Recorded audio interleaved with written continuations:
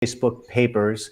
And do you believe that what we've learned in recent days and weeks will have any effect on some of the legislation? I know you have a bill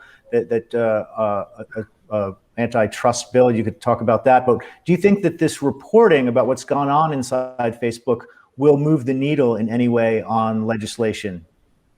Ryan, this area, and I'll take my share of the blame as well, in terms of all the areas where Congress has kind of whiffed, it has been some level of regulation and guardrails around social media.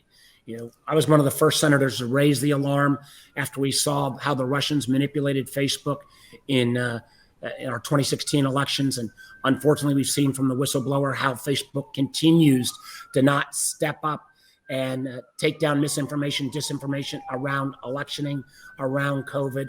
I think the fact that we've done nothing is a huge embarrassment. And no matter how many times Facebook plugs on your site or others, oh, we're all for reform,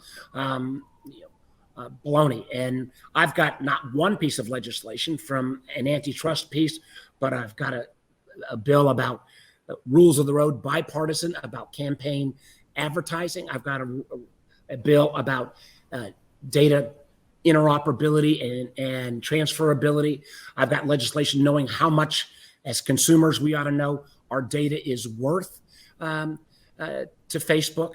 I've got legislation out there that tries to get rid of the so-called dark patterns, again, bipartisan. I want to commend Dick Blumenthal and Amy Klobuchar and even some Republicans for stepping up on this issue.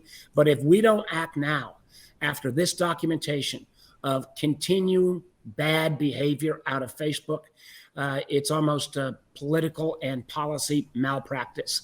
And I do think this time is going to be different, but all of the viewers of this, the proof ought to be in the pudding, because our Congress's record on this has been abysmal.